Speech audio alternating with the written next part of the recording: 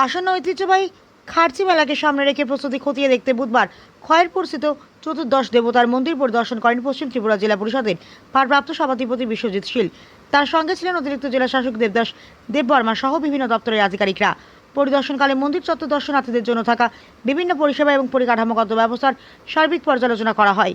মেলা চলাকালীন ভক্ত ও দর্শনার্থীদের যাতে কোনো ধরনের অসুবিধার সম্মুখীন হতে না হয় সেদিকে বিশেষ গুরুত্ব দিয়ে বিভিন্ন সমস্যা চিহ্নিত করা হয় এবং দ্রুত সমস্যা সমাধানের নির্দেশ দেওয়া হয় সংশ্লিষ্ট দপ্তরগুলিকে। এদিন বিশ্বজিৎ শীল জানান, খার্চি মেলা শুরুর আগেই দর্শনার্থীদের স্বার্থে প্রয়োজনীয় উন্নয়নমূলক কাজ সম্পন্ন করা হবে। পাশাপাশি মেলাকে সুষ্ঠু, নিরাপদ ও সফলভাবে আয়োজন করতে প্রশাসনের পক্ষ থেকে সব ধরনের প্রস্তুতি গ্রহণ করা হচ্ছে বলেও তিনি আশ্বাস দেন। প্রতি বছরের মতো এবারও খার্চি মেলায় বিপুল সংখ্যক ভক্ত পর্যটকের সমাগমের সম্ভাবনা রয়েছে। সেই লক্ষ্যেই আগাম প্রস্তুতি ও পরিকাঠামোগত উন্নয়নের উপর বিশেষ জোর দিচ্ছে প্রশাসন। ব্যুরো রিপোর্ট, প্রতিদিন ত্রিপুরা।